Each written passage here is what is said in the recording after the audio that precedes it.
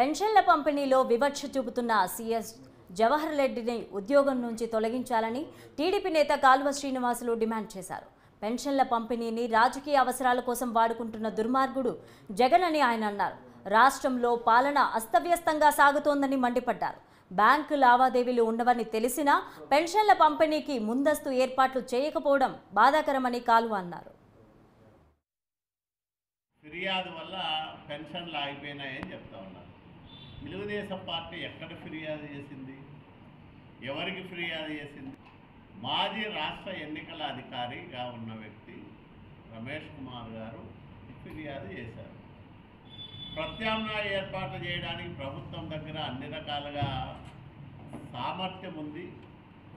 యంత్రాంగానికి చెప్తే డబ్బులు సిద్ధం చేస్తే వెంటనే పంపిణీ చేసే యంత్రాంగం కూడా ఉంది. సచివాలయ సిబ్బంది ఉంది.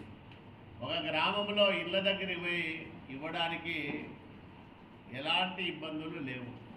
కావాల్సినంతమంది సచివాలయ ఉద్యోగులు ప్రభుత్వ ఆధీనంలో పనిచేయడానికి సిద్ధంగా ఉన్నారు. మరి ఎందుకు పంపిణీ చేయడం లేదు? ప్రభుత్వ అసమర్థతని కప్పిపుచ్చుకునే కుతంత్రంలో భాగంగా నెపాన్ని ప్రతిపక్ష పార్టీ పైన వేస్తూ ఉంది. ఎంత దారుణం ఇది, ఎంత అన్యాయం ఇది, ఎంత పచ్చి అబద్ధం ఇది. మెట్టుగోవింద్ రెడ్డి లాంటి వాళ్ళు అని ఏమీ తెలియకుండా వైసీపీ పార్టీ నుంచి ఏమొస్తే అది ప్రెస్ మీట్ పెట్టి చెప్తారు. మీకు అసలు బుద్ధి ఉందా? ఏం జరుగుతూ ఉందో తెలుసుకుంటున్నారా? తెలుసుకోకుండా ఎట్లా చెప్తారు?